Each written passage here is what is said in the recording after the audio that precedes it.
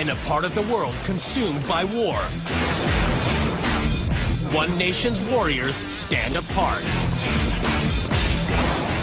We move toward the enemy, we attack, we initiate the combat.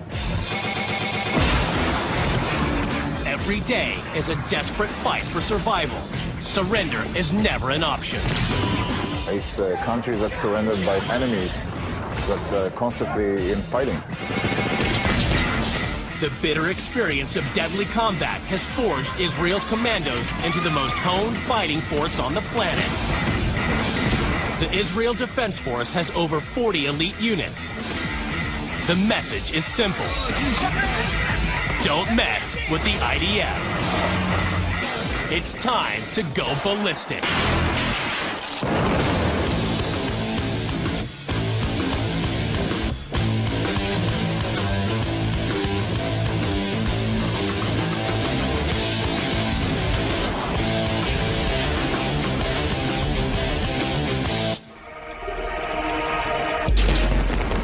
Israeli commandos are long on experience. In combat virtually every day for 7 decades, they are all action and no talk. That's the way we do things, very instinctively and very aggressively. Born during the struggle for statehood, Israeli elite strike forces are in the DNA of the nation. They pulled off daring revenge strikes after the Munich massacre, and then perfected the art of hostage rescue at Entebbe Airport. The state was born in war and is sustained by the threat of war.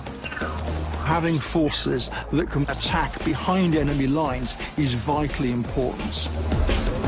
Today's Israeli commandos are the most specialized fighting elites in the world. 40 units, united by one simple philosophy: attack. Anybody who opposes Israel is aware that these people may strike, and it may come in the most unconventional way. The Israeli commando has an incredible range of weapons for an incredible range of strike missions. From the combat-proven Uzi submachine gun family to the latest space-age Tavor assault rifle, the Israeli commando is always one technological step ahead of his enemies. Now, weaponology will go back through Israeli history to find out how a struggle for freedom, the fight against international terrorism, and brutal hand-to-hand fighting came together to make the Israeli commando the most battle-hardened warrior in the world.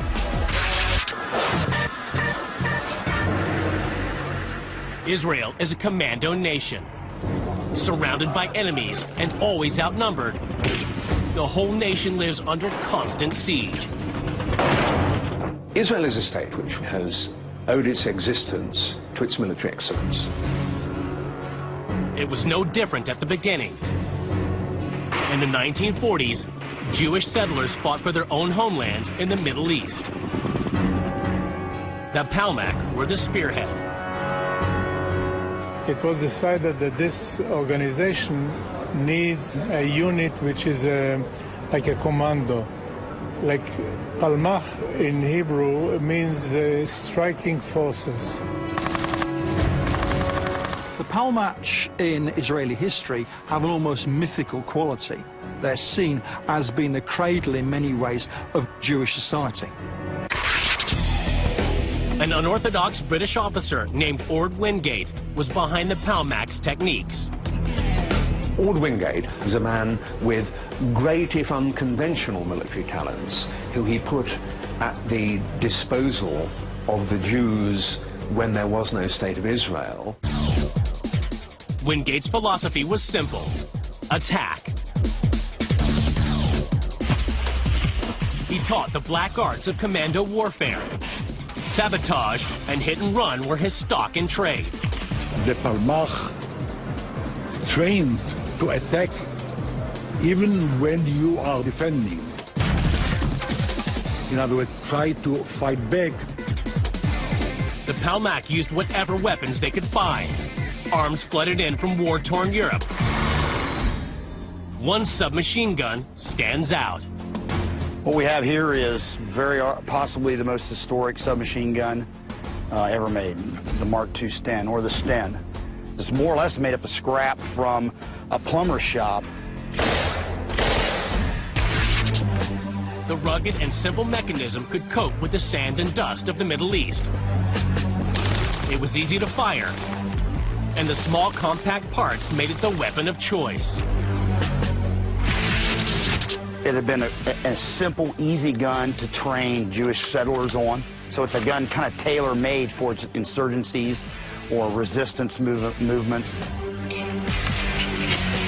It was easy to conceal because you will take it apart, and they could put it also under their clothes, and it would completely vanish. Nobody would see it. Easily concealed, compact, and simple to operate. It does the job.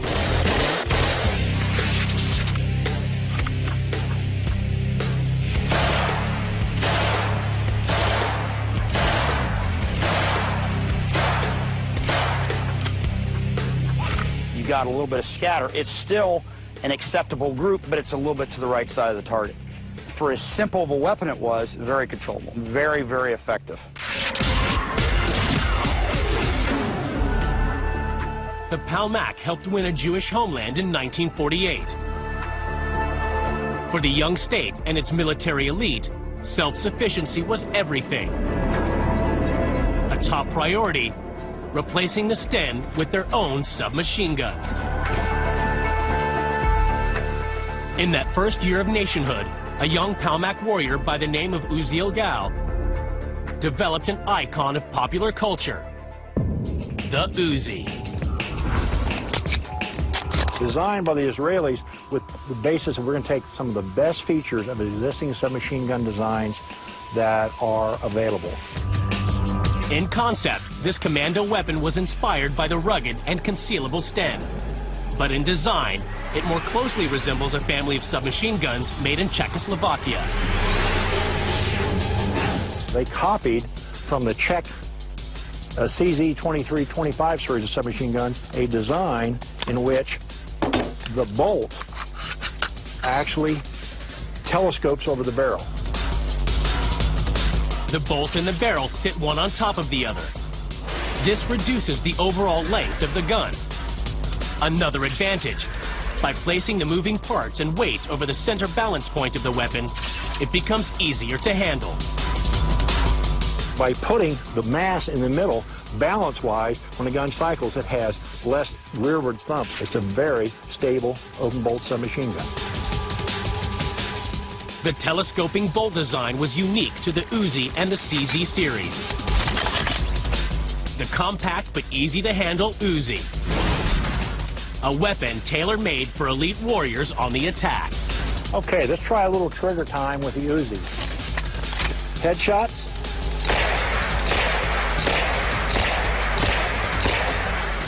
Let's go to full auto, or what we call the fun position, a series of bursts.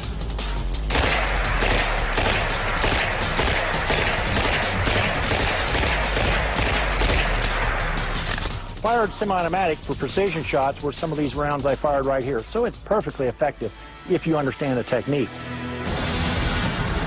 The Uzi is so well balanced that a skilled soldier can, in theory, fire it one-handed, just like in the movies. We all love Arnold Schwarzenegger, and we all remember him in the movie Terminator. People say, can you control the gun? Well, let's just see what you think, folks. Here we go.